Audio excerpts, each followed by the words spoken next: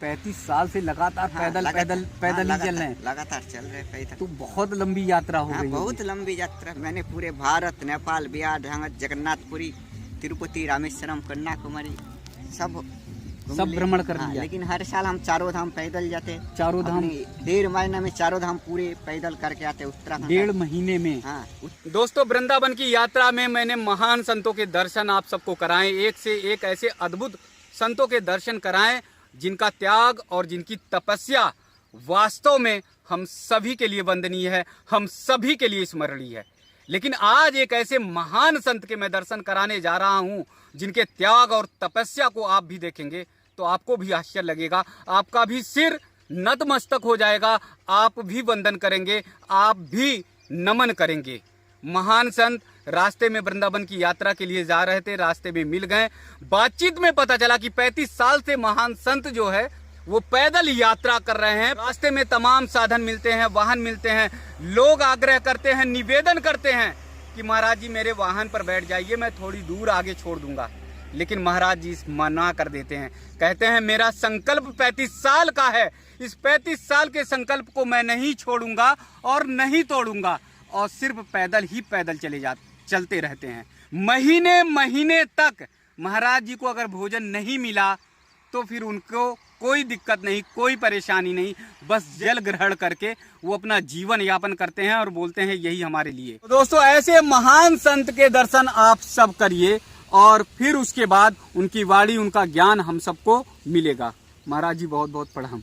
जय श्री कृष्ण। जी, जय जी, श्री राम। जी जी। और मान लीजिए जैसे लंबा मैं देख रहा था, रास्ते में आ रहे हैं और किसी बाइक वाले ने, स्कूटी वाले ने कह दिया महाराज जी आ जाइए, मैं कहाँ चलने छोड़। नहीं, ऐसा बिल्कुल नहीं बैठते। 10 किलोमीटर 5 किलोमीटर भी नहीं। बिल्कुल रोज 70-80 किलोमीटर हम पैदल चलते हैं। रोज 70-80 किलोमीटर पैदल चलते हैं। 70-80 किलोमीटर पैदल चलते हैं जी। अपने को चलने को कोई थकान नहीं। कोई थकान जी। एक चीज मैं देख रहा था, जैसे आप पैदल चले आ रहे हैं और आप पे वस्त्र भी बहुत कम है, बस तुलसी। ये तो हमारे पास बहुत कुछ है, तो भी बहुत कुछ हमारे है। पास कुछ नहीं। हम एक लंगूठी में रहते हैं। अच्छा, हम जिस तो ये भी बहुत कुछ है। ये तो बहुत कुछ है, भगवान के लिए रास्ते में चले, नहीं तो अपना एक लंगूठी में, एक छापी में अपना दिन बीतते हैं। दिन बीतता हम है। जी लंगूठी में नहाते हैं, वही लंगूठी पहन के रहते। अच्छा, उसी लंगोटी हाँ। को। ठंडी गर्मी बारिश, ठंडी गर्मी बरसात, चाहे तूफान आ जाए, हाँ। चाहे बद्रीनाथ में बर्फ है, वहाँ पे ऐसा ही रहते हैं। अगर बर्फ भी बद्रीनाथ में आ गया तो हाँ, ऐसे ऐसे ही रहेंगे। रहते, हम ऐसे ही अच्छा, घूमते। ठंड नहीं लगती नहीं। महाराज जी? ये तो प्रभु के कृपा, ठंड किसको भूख नहीं लगते, किसको ठंड नहीं, लेकिन उसको अच्छा। अपने जल के जी लेना यही कर्तव्य है। अच्छा, ये जी गरीब लेना। तो सब है, लेकिन गरीब होके जी लेना ही सबसे बड़ा मनुष्य। लेकिन गरीब होके जी नहीं पाते। जी जी। ऐसी साधु का जिंदगी तो कष्ट है, लेकिन कष्ट करके साधु अपना जीवन बिता के धर्म के, तब साधु का। अच्छा, तो महाराज जी 35 साल से लगातार पैदल ही चल रहे हैं। लगातार चल रहे पैदल। तो बहुत लंबी यात्रा हो गई। बहुत लंबी यात्रा। मैंने पूरे भारत, नेपाल, बिहार, जगन्नाथपुरी, तिरुपति, रामेश्वरम, कन्याकुमारी सब भ्रमण कर लिया। लेकिन हर साल हम चारों धाम पैदल जाते। चारों धाम 1.5 महीने में चारों धाम पूरे पैदल करके आते उत्तराखंड। 1.5 महीने में। हाँ, उत्तराखंड का चारों धाम, यमुनोत्री, गंगोत्री, केदारपुरी, हर साल हम पैदल करते हैं। पूरा कर लेते हैं। हाँ। जी। कहीं साधन का प्रयोग नहीं करते? कोई साधन का प्रयोग नहीं। अच्छा। बाकी तीर्थ करते तो अभी रात को 1 बजे ही नहा लेते हैं। अपने को पैदल चलना है।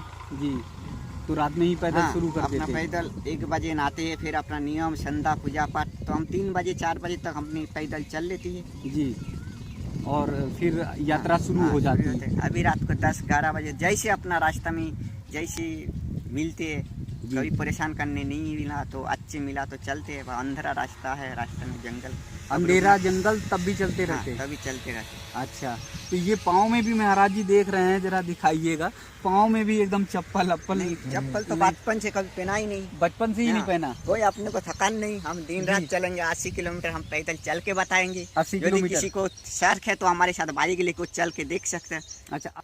अच्छा, ये अगर मान लीजिए 80 किलोमीटर जैसे चल लेते हैं, फिर भोजन प्रसाद लगता है नहीं, तो? भोजन का कोई जरूरत नहीं। कोई जरूरत नहीं। पानी भी पीने को जरूरत नहीं।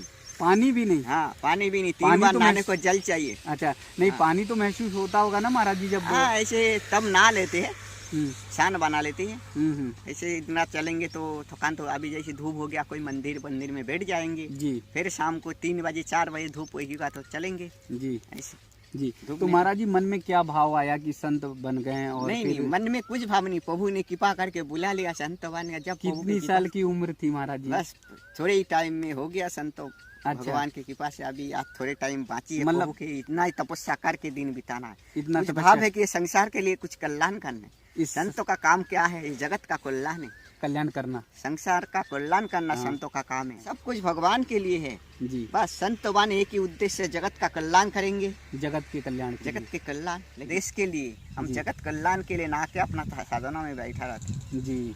तो महाराज जी जब बचपन में निकले तो परिवार के लोगों ने रोका नहीं? बस किसी को पता ही नहीं, ऐसे घूमते फिरते संतों के साथ आ गया। संतों के साथ आ गया। इसी अखाड़े से जुड़े महाराज जी? हाँ, अपना आश्रम है, हमारा गुरु स्थान है वृंदावन केसी का राधा मुरारी मोहन आश्रम। हमारे गुरु महाराज है वृंदावन धाम में अभी भी विराजमान है जी। हमारे तो गुरु महाराज हजारों संतों को रोज रोटी खिलाते, हजारों संत तो आ जाए, रोज भंडारा है। हमारे गुरु महाराज को जितना देते हैं लाखों रुपया देते हैं, लेकिन हमारे गुरु महाराज 1 रुपया से आये से नहीं करते। हमारे गुरु महाराज को देख के कोई ऐसे सोचेंगे भिखारी भिगमंगा जा रहे। हमारे गुरु महाराज ऐसे महान पुरुष है कि ऐसे संतों को कहते हैं। भारत भूमि में ऐसे संत नहीं है जी। भारत भूमि में ऐसे संत नहीं, संत तो सब है, लेकिन ऐसे भाव जो मिले पढ़ाई के लिए, अपने लिए नहीं। एक रोटी भी अपने खाने को सोचता नहीं जी। दिन रात संत को खिलाना, कोई भगत आ रहे उसको खिलाना, सबका भला करना। कोई उसको दिया तो भी अच्छा, कोई नहीं दिया वो भी अच्छा जी।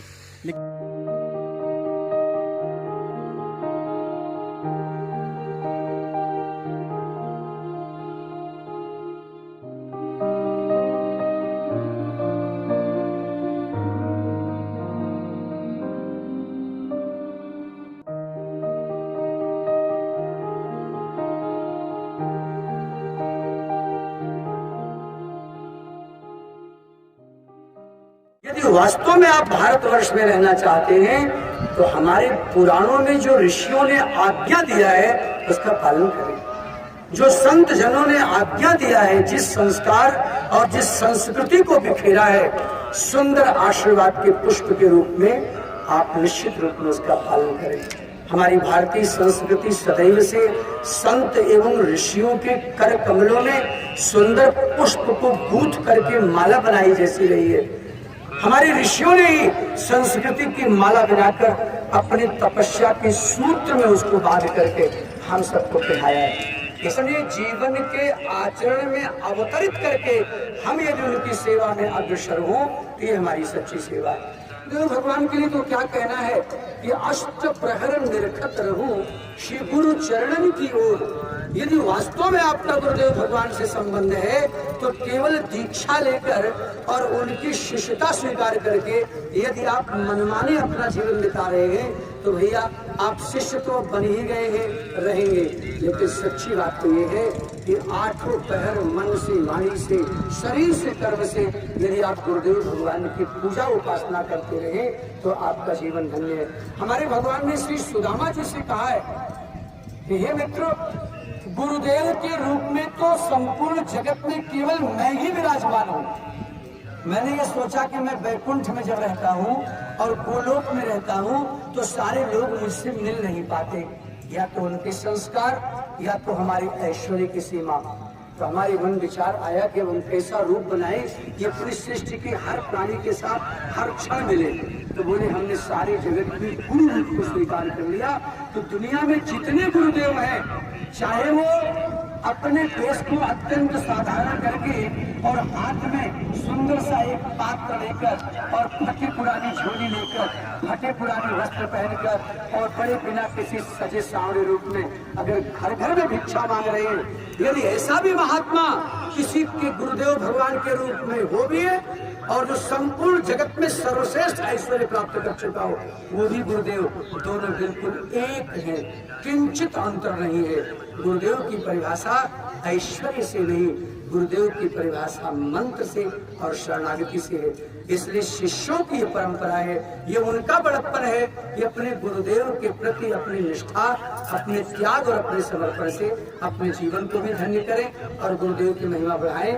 हमारे श्रीमद् भागवत महापुराण में श्री भरत जी को श्री ऋषभदेव भगवान ने जैसा उपदेश दिया और श्री भरत जी ने रघुगण राजा को जैसा उपदेश दिया, ऐसे उपदेश को हम लोग अपने जीवन में अवतरित करें और हमेशा प्रिय ठाकुर जी के दर्शन। तो भगवान बोले मेरे भक्तों का तो मैं कल्याण करता ही हूँ, मेरे भक्तों के चरण में जो पड़ जाए उसका पहले कल्याण करता हूँ। तो हिंदुस्तान देवभूमि है, बहुत माँ ऐसी हुई हैं जो देवताओं को भी गर्भ में धारण की। यत्र तत्र सर्वत्र हैं। आपका भावना अगर शुद्ध हो जाए तो वो आपको आपके अंदर ही मिल जाएंगे, आपके बाहर मिल जाएंगे। सखा, पति, पिता, पुत्र, मित्र, जिस रूप में चाहे वैसे मिल जाते हैं। तो मन का गति इतना तीव्र है जो आप पीछे कभी लाइफ में किसी तीर्थ में गए हों, किसी शहर में गए हों, या आपका घर जहाँ है उसका केवल ध्यान दें उधर, तो ये मन का इतना तीव्र गति है जो उसका खिड़की, रास्ता, चौकट, पल्ला, सब कुछ, आंगन, दलान सब दिखा देगा। लेकिन भक्तमाल जी में आया है जो जब गज और ग्राह का युद्ध था और गज संकट में था, तो एक नाम का आवाज लगाया, आधे नाम के स्मरण से प्रभु चले और पूरा होते होते वहां पहुंचे। उस समय में मन से 3 गुना तीव्र गति से गरुड़ जी उड़ रहे थे। मन से 3 गुना? हाँ जी, तीव्र गति से गरुड़ जी उड़ रहे थे। लेकिन भगवान को जैसे उसने कहा हे हरि, तो गरुड़ जी से छलांग लगाकर भगवान गज के पास आ गए। गरुड़ जी से भी छलांग लगा? हाँ, 3 गुना तीव्र गति था, मन से 3 गुना तीव्र गति था। लेकिन भक्त का कष्ट भगवान देख नहीं सकते। गज ने कौन सा वेद पढ़ा था महाराज जी? गज कौन सा पाठशाला में गया था जी? लेकिन भगवान कहते हैं मेरे भक्तों का और उसके द्वारा किए गए भक्ति का कभी क्षय नहीं होता। तो पूर्व का प्रारब्ध से उसका पुण्य उदय हुआ और वो भाव बन गया उसका। अंत में जाहि मति ताहि गति। हाँ, तो भगवान आए, भगवान ने उसको पकड़ा और बाहर निकाला। तो उसके पैर को ग्राह ने पकड़ रखा था, दोनों बाहर निकल गया। तो भगवान ने पहले सुदर्शन चक्र को आदेश किया और ग्राह का गला काट दिया, ऊपर का हिस्सा आधा कटा, तो मुंह खुल गया, पैर छूट गया गज का। किसी ने पूछा जो सरकार आपको तो गज ने बुलाया था, ग्राह ने तो नहीं बुलाया था, तो आपने गज का उद्धार करने से पहले ग्राह का उद्धार किया, ऐसा क्यों? तो भगवान बोले मेरे भक्तों का तो मैं कल्याण करता ही हूँ, मेरे भक्तों के चरण में जो पड़ जाए उसका पहले कल्याण करता हूँ। तो गज तो मेरा भक्त था और ग्राह मेरे भक्त के चरण पकड़ रखा था वो, इसीलिए उसका मैंने उद्धार किया। संत हृदय नवनीत समाना, मक्खन की तरह कोमल होता। मक्खन को आप लौ पे रखें, ताप दें तो पिघलेगा। संत तो दूसरे के ताप से पिघल जाते हैं, दूसरे के दुख से पिघल जाते हैं। अब श्राप दिया, वो चरण में गिर गया, महाराज हमारा तो कर्म ही है हंसाना, हम तो आपको हंसाने के लिए ऐसा कर रहे थे, आप कुपित हो गए, श्राप दे दिए, तो अब आप बताइए मेरा उद्धार कैसे होगा? तो उन्होंने कहा जैसे आज तूने मेरा पैर पकड़ा, ऐसे ही पैर पकड़ते रहो जल में, जिस दिन भगवान के किसी भक्तों का पैर पकड़ लेगा तो उद्धार हो जाएगा। वही आज हुआ है, वही हुआ। तो मन का गति जो है ये बहुत तीव्र है। और भगवान कहते हैं, जो अब मैं जानना चाहता, युधिष्ठिर जी को मोह हो जाता, जो इतने लोग मर गए इस राज के लिए, तो भगवान चाहते तो उनको ज्ञान दे सकते थे, लेकिन आपका कोई भाई बंधु होगा ना, उसको आप अगर ज्ञान भी देंगे तो उसका असर उतना नहीं होगा जितना किसी गुरुजनों के द्वारा, बुजुर्ग जनों के द्वारा होगा। तो भगवान उनको भीष्म पितामह के पास ले गए। भीष्म पितामह भगवान का इंतजार कर रहे हैं, और भीष्म पितामह के पास जाने के बाद प्रभु, वहाँ क्या कहा गया है, भगवान की इच्छा से भीष्म पितामह ने अर्जुन को ज्ञान दिया। देखिए जो भगवान बोलना चाहते थे, हाँ, भीष्म पितामह ने अर्जुन को ज्ञान दिया। अब वो लोक धर्म, राज धर्म, स्त्री धर्म, पुत्र धर्म, पिता धर्म, बहुत सारे धर्मों का उन्होंने वर्णन किया है। उसमें एक शब्द उन्होंने कहा, जो अनीति को देखना भी अधर्म है, अनीति को देखना अधर्म है। हाँ, तो द्रौपदी मैया मुखड़े पे ऐसे साड़ी डालकर मुस्कुराने लगी, तो हाँ, पितामह ने पूछा बेटी क्यों हंस रही हो? तो उन्होंने कहा नहीं ऐसा कोई बात नहीं है। तो पितामह ने कहा कुलीन स्त्रियां बेवजह नहीं हंसती हैं, तुम्हारे हंसने का कुछ तो हेतु है।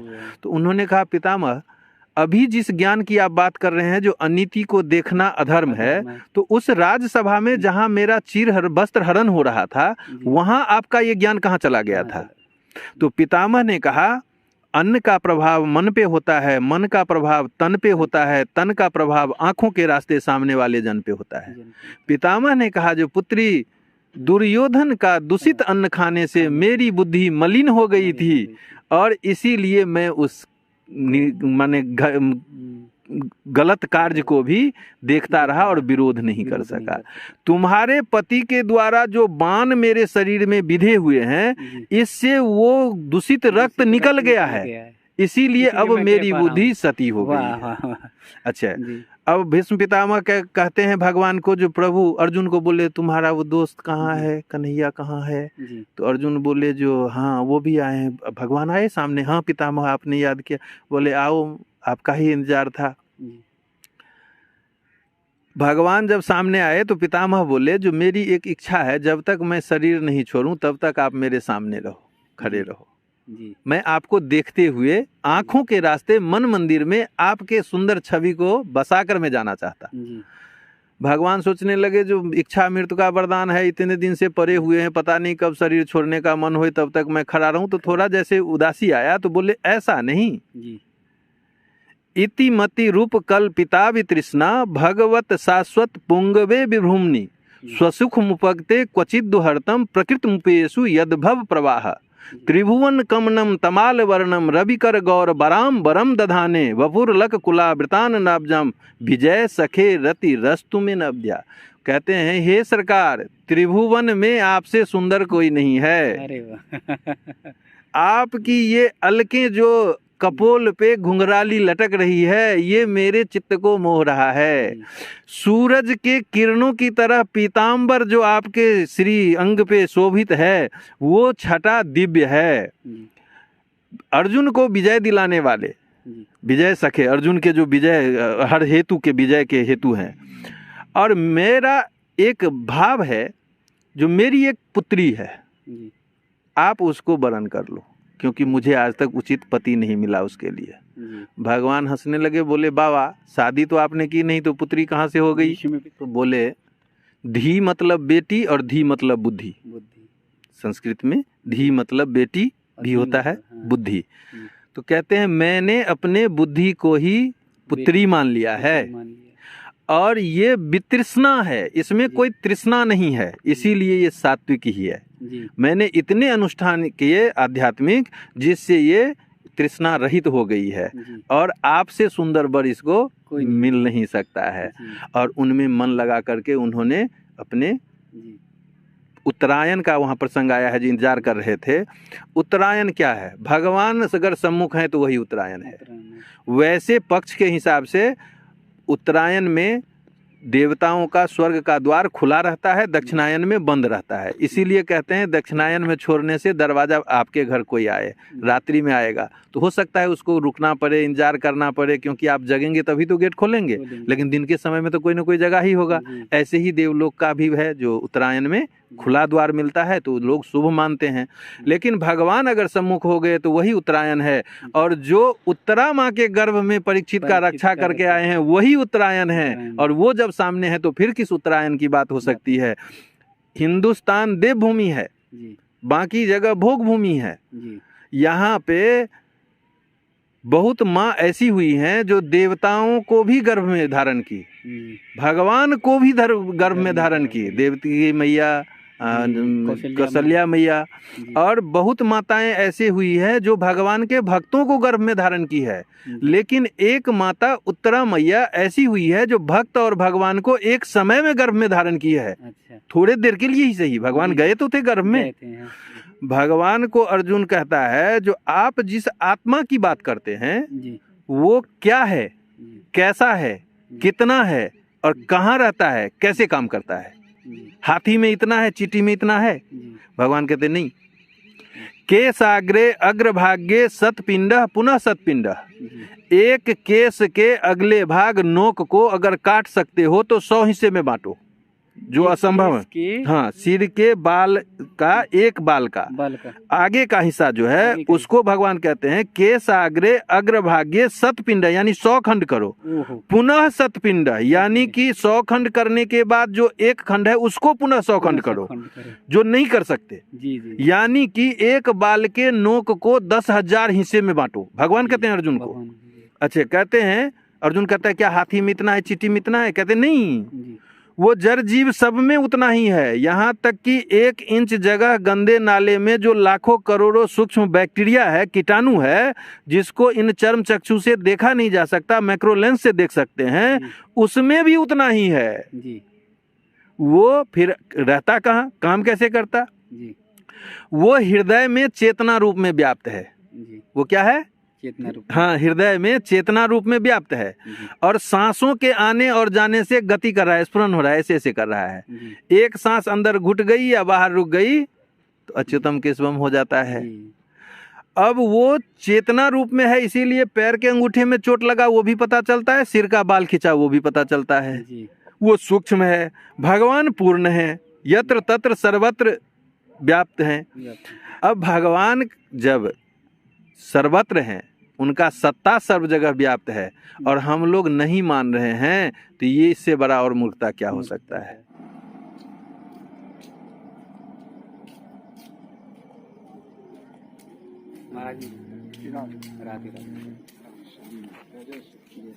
बिनु सतसंग विवेक न होई, राम कृपा बिनु सुलभ न सोई। तो जड़ चल थर चल नभ चल नाना, जे चढ़ चेतन जीव जहाना, मत कीरत गति भूति भलाई, जब जही जतन जहाँ जही पाई, सो जानब सतसंग प्रभाव। लोक वेद न आन उपाऊ। लोक और वेद मने, लोक मने अपना और वेद मन परलोक, और वेद शास्त्र, इसमें इसके अलावे और कोई उपाय नहीं है। आज के समय में भी वो प्रभाव चमत्कार है सनातन में कि आप आज के समय में भी वो प्रभाव है कि आप उस नित्य नियम से चलिए, तो एक हाथ से धर्म करो, एक हाथ से उसका फल लो। परमानंद का नृत्य अलग ही है। हाँ, आंखों में आंसू बरसता है उस नृत्य में, उसमें फिर हृदय रोलिंग होती है, हृदय में रोलिंग होती है। हाँ, ये हमारा सनातन धर्म का रूप माना गया है। भगवान राम का सनातन धर्म में आता है, कृष्ण का नाम सनातन नाम में आता है, और सनातन ही सब कुछ है। राम सनातन है, सतयुग से लेकर के कलयुग तक, अर्थात जब से सृष्टि हुई है जब तक रहेगी, जब तक ये सनातन धर्म बना रहेगा। और रह गया भारत का जो विषय है, ये सनातन धर्म प्रधान है ना, इसलिए धर्म क्षेत्र कुरुक्षेत्र कहा गया इसको। कुरुक्षेत्र बाद में, धर्म क्षेत्र पहले, तो हमारा सनातन ही प्रधान है। और सनातन से ही श्री राम का नाम, कृष्ण का नाम सभी जगहों में, दुनिया में, तीनों लोक 14 भुवनों में ये शुरू से अंत तक ही रहता है। और सत्य वही है, सच्चिदानंद रूपाय विश्वोत्पत्त्यादि हेतवे तापत्रय विनाशाय श्री कृष्णाय वयम नमः। तो सत्य चित्त आनंद वो सनातन का ही एक स्वरूप है, जिसको हम साधारण रूप में, प्रेम रूप में, सरलता के साथ समझ सकें। जैसे सोना है, स्वर्ण, स्वर्ण कभी भी स्वर्ण रहता है। वो चाहे आभूषण के रूप में कुछ भी कोई बना ले, चाहे हाथ की अंगूठी बना ले, चाहे मुकुट में लगा ले, चाहे गले का हार बना ले, लेकिन वो सोना पहले था, सोना हार के रूप में है, और जब वो टूट जाएगा तो भी सोना ही रहेगा। जैसे सोना कोई कीचड़ में गिर गया, लेकिन उस सोना में कोई विकृति नहीं आती है। ऊपरी आवरण से वो दिखता है कि कीचड़ लग गया, लेकिन उसके अंदर उसका कोई असर कसर नहीं आता है। और सोना जैसे एक नमूना है, एक उदाहरण है, एक सिंपल दिया गया छोटे रूप में, तो ऐसे ही वो सनातन धर्म है। वो शुरू से अंत तक का उसका विस्तार है और विस्तार रहेगा।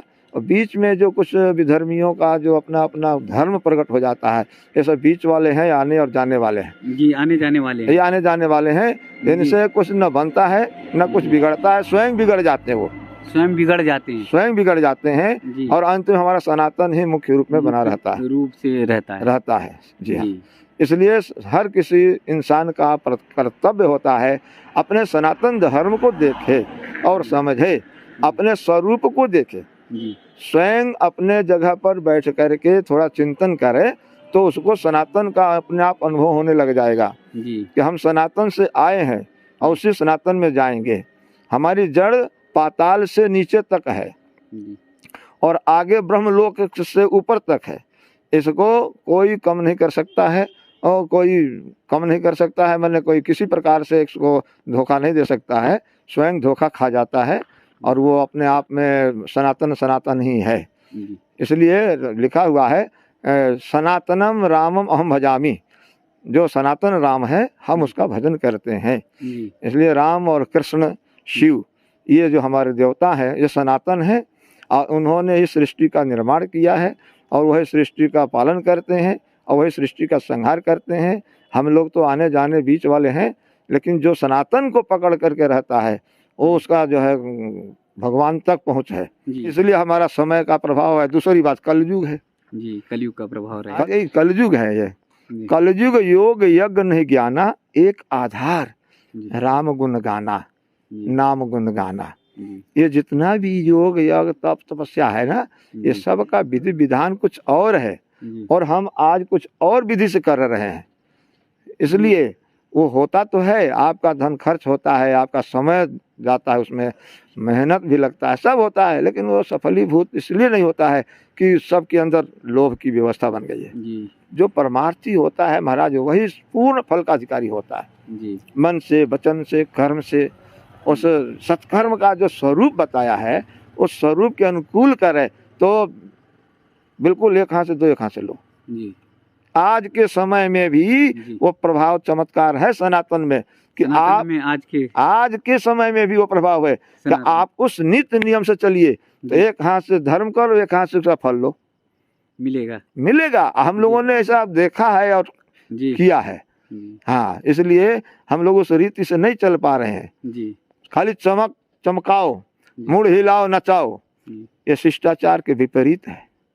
हाँ, वो विषय अलग था जो पहले नाचने का विधान इसमें भी है, भागवत जी में भी है, लेकिन उसका नृत्य अलग ही है। हाँ, आजकल परमानंद की ओर ले जाता है। परमानंद का नृत्य अलग ही है। हाँ, आंखों में आंसू बरसता है उस नृत्य में, उसमें फिर हृदय रोलिंग होती है, हृदय में रोलिंग होती है। हाँ, आजकल तो खाली मुस्कान होता है। वो भगवान के लिए नहीं होता है। हाँ, एक दूसरे को नाचते हैं, एक दूसरे को देखते हैं। हाँ, तो ये सब विषय बड़ा अंतर है, सब कलयुग का कुछ अंतर पड़ गया है। ये महाराज जी को देखिए, इनके नीचे से निकल रहे महाराज जी, उधर से फिर आइएगा।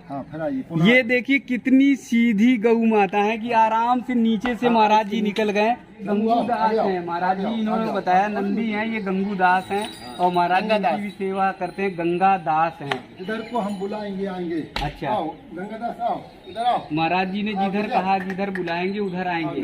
अब महाराज जी ने देखिए इधर उधर उधर उधर बुलाया महाराज जी और गंगादास जी उधर ही चले गए। इनको दिखाइए कितने प्यार से, कितने अच्छे से, कितने दुलार से, कितने भाव से आ रहे हैं और कितना प्यारा लग रहा है, कितना स्नेह लग रहा है। मेरी गैया मैया, प्यारी मैया। जाए तो घूमन दो और सब घूमन दो, प्रेमा को अकेली बांधो। दोस्तों, महाराज जी के अभी गौशाला का दर्शन कराया। महाराज जी ने देखो नाम लिया राधा का और ये गैया मैया दौड़कर चली आई। महाराज जी तो सुनते ही देखिए इधर दौड़ कर आ रही है। महाराज जी ने नाम लिया नहीं और वो महाराज जी के पास जो है दौड़ कर आ रही। महारानी नाम रखा हुआ है उनका जी। और क्या क्या नाम है महाराज जी? इसका नाम है, जो खड़ी हुई है रिद्धि, वो बैठी हुई है वो सिद्धि है। ये चंदा है, इसके मस्तक पे ही चंदा बना हुआ है। महाराज जी ये गौरी है, गौरी है। हाँ, वो सांड है, उसका गंगादास नाम है। गंगादास, अच्छा। ये बैठी है, गंगा है, वो गंगादास है। वो गौरी शंकर बैठा है। ये स्वर्णगिर है, इसके नकुआ से लेके पूंछ के बाहर भी लाल है। अच्छा, स्वर्णगिर जी जी जी। गिर तो सब स्वर्णगिर है, इसके सींग भी लाल है, पाँव के नाखून भी लाल है, सारा शरीर लाल है। तो आपका नाम मैंने देखा, आप नाम लिया और दौड़ती चली। हाँ जी, इनसे हम हाथ फेरते हैं, इनकी सेवा करते हैं, इसलिए हमसे प्रेम करते हैं। अच्छा। हाँ, मनुष्य तो सब कोई प्रेम करता है। मनुष्य ये भगवान कृष्ण, ये जो भूमि है ये भगवान कृष्ण की लीला विहार भूमि है। यहीं भगवान गौ चराते थे यमुना के किनारे। तो जो मोर को पियास वृंदावन में देवरा बाबा का है, ये यमुना किनारे है। पहले बताते हैं बुजुर्ग लोग, ब्रजवासी संत ब्रजवासी कि यहीं से यमुना जी खोल दो, घूमने दो, ऊपर फेंक दो रस्सी उसके। तो इसलिए हमने यानी गौओं की सेवा ही भगवान ने करी है, इसलिए हम भी गौ सेवा में विशेष ध्यान देते हैं। और यहाँ की तो अनुपम सेवा देख रहा हूँ मैं। अभी मैं हो गया था, मेरे आंख में आंसू आ गए। गौ माताओं को लिया और एकदम दुलार से, एकदम प्यार से, स्नेह से ये आकर जो है एकदम लिपट गई। अभी गौ माता को भी वो बुला रहे थे इतने प्रेम से, तो मेरी आंखों में आंसू आ गए कि अगर ऐसे हम सब गौ माता की सेवा करें तो हमारी गौ माताएं ना पॉलीथीन खाएंगी, ना कूड़े के ढेर में कहीं दिखाई देंगी। महाराज जी राधे राधे। राधे राधे, जय। महाराज जी, ये मन में कैसे भाव आया कि भक्तों की सेवा, संतों की सेवा और गौ माता की सेवा? आज से 21 साल पहले मैं हिमालय में उत्तरकाशी में अपना आश्रम में वहीं रहती थी।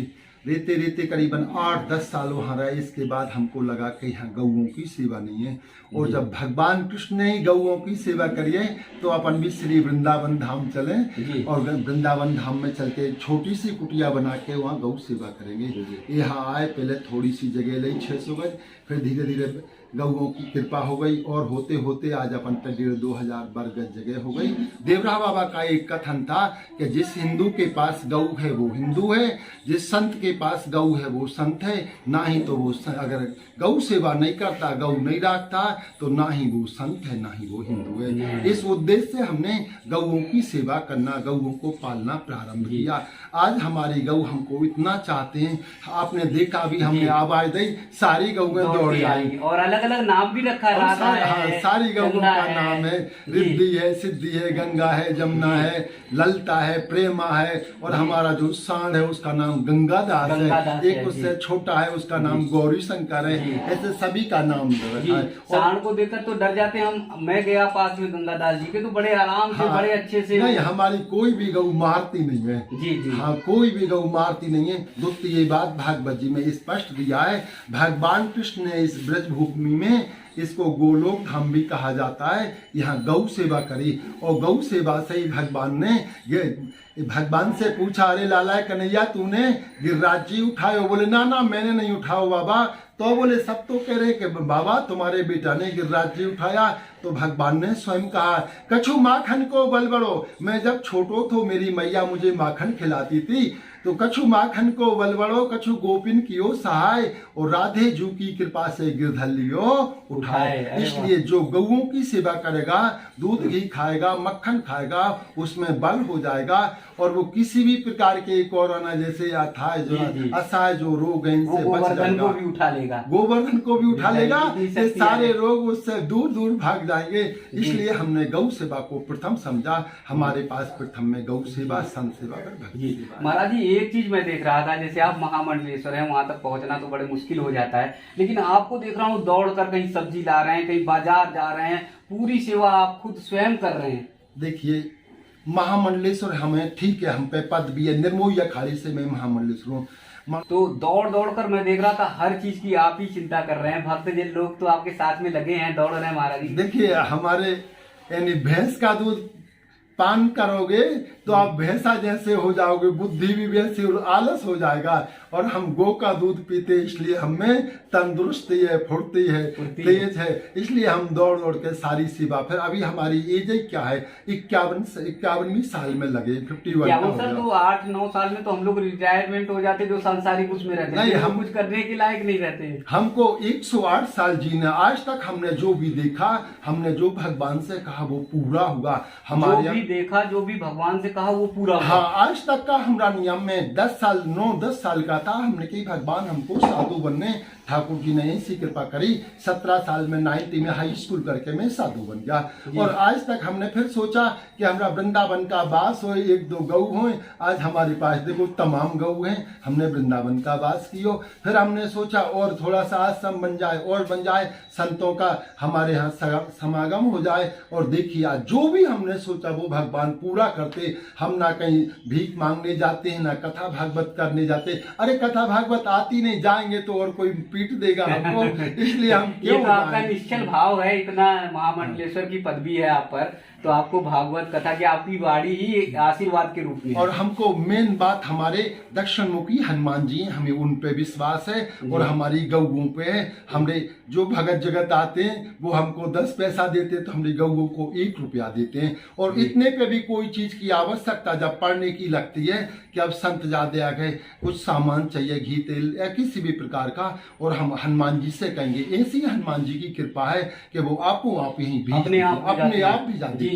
ये विश्वास होना चाहिए, वो विश्वास है तो सब कुछ है। जी, ये तो हमारा धर्म है भाई, क्योंकि बड़े भाग मानुष तन पावा, सुर दुर्लभ सत्य ग्रंथन गावा, साधन धाम मोक्ष कर द्वारा, ते ही ना परलोक सुधारा। ये मनुष्य शरीर है, ये साधन का धाम है, ये साधन है संत सेवा, गौ सेवा, ब्राह्मण सेवा, अतिथि सेवा, जनता की सेवा, माता बहनों की सेवा इत्यादि जितनी भी सेवा है, यानी चीटी से लेके हाथी तक जो अपन से हो ज्यादा से ज्यादा सेवा करना। क्यों कि कबीरा जब हम पैदा हुए जग हंसे हम रोए, ऐसी करनी कर चलो हम हंसे जग रोए। सबको मरना है, मनो है पता कौन मरता है, जिसका नाम डूब जाता है वो मर जाता है, और जिसका नाम रहता है वो मरता नहीं है। ऐसे ही हमको भी बदलना होगा, मनो हम मरेंगे नहीं। क्यों कि हमने इन हाथों से नींव खोद के इस श्री वृंदावन धाम में, हम झूठ नहीं बोलेंगे, इन हाथों से नींव खोद के हमने ये मोरकुटी की स्थापना करी। आज संत गौ फावड़े भी चलाने पड़े, फावड़े आज भी हम चलाते हैं। अच्छा नहीं, हाँ, शुरुआत में भी चलाया? शुरू में तो हम 3 बजे रात के फावड़ा चलाते थे, 3 बजे 6 बजे तो हम बंद कर देते कि कोई हंसेगा। अच्छा 3 बजे रात में खुद फावड़ा चलाते थे? फावड़ा चला के हम नींव खोदते थे, और धीरे धीरे भगवान की कृपा से वो आज यहाँ हो गया कि आज हमारे मोरकुटी आश्रम में 500 जने छाया में रह सकते हैं, 50 गौ छाया में रहती हैं, और ठाकुर जी की कृपा। ये आपके फावड़े की, आपकी बल की, आपके पौरुष की ही शक्ति ये है। हमारे यानी मेन बात है, हारिए ना हिम्मत बिसारिए ना राम। हम हिम्मत हारते नहीं है और भगवान को बिसारते नहीं है। हम भीतर से भगवान का गुणगान करते हैं और शरीर से काम करते हैं। आप सब लोग भी माता बहन हैं तो रोटी बनाते में भीतर से गुणगान करे कि जानकी जी ने राम जी के लाने प्रसाद बनाया होगा, सो आज हम बना रहे। कोई भी काम करे तो भीतर से, मन से तो भगवान का जाप करे, हाथ से काम करे तो 2 फल की प्राप्ति होगी, आम के आम और गुठलियों के दाम। महाराज जी के चरणों में बहुत बहुत प्रणाम, बहुत बहुत प्रणाम, बहुत बहुत प्रणाम। ये हमारी संस्कृति के प्रहरी हैं, जो हमारी सनातन संस्कृति पे उंगली उठाते हैं, जो हमारी सनातन संस्कृति पर कभी कभी कुप्रचार करते हैं, गलत प्रचार करते हैं। तो ऐसे लोगों को महाराज जी के दर्शन करना चाहिए, ऐसे लोगों को महाराज जी से आशीर्वाद लेना चाहिए और सीखना चाहिए कि हमारी सनातन संस्कृति कितनी महान है, हमारी सनातन संस्कृति में कितना त्याग है, समर्पण है, कितना बलिदान है। ऐसे महान संतों को बार बार प्रणाम। जय श्री राधे सीताराम, गौ माता की जय, गुरुदेव भगवान की जय। जय जय श्री राधे।